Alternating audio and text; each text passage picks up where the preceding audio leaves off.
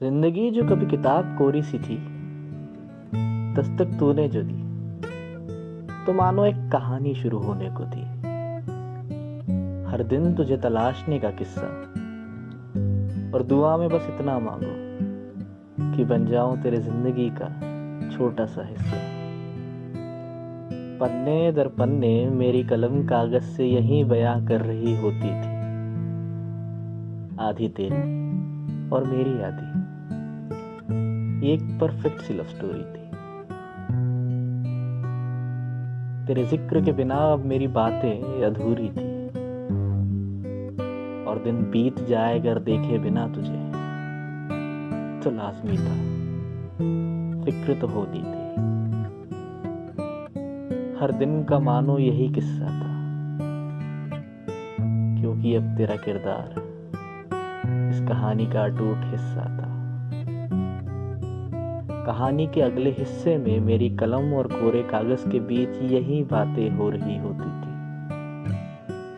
आधी तेरी और मेरी आधी। ये एक परफेक्ट सी लव स्टोरी थी। अब धीमे धीमे कहानी रफ्तार पकड़ने लगी थी।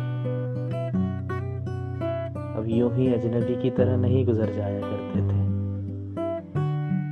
अगर नजरें मिले तो एक दूजे को देख मुस्कुराया करते थे। दिन अब केवल तलाशने में नहीं गुजरा करता था, अब मुसलसल मुलाकातें होने लगी थी।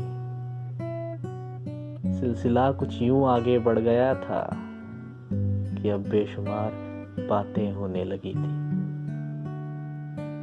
हर रोज अब किताब के कोरे पन्नों पर मेरी कलम अपनी स्याही से ये कहानी नुमाया कर रही होती थी, आधी तेरी और मेरी आधी। ये एक परफेक्ट सी लव स्टोरी थी।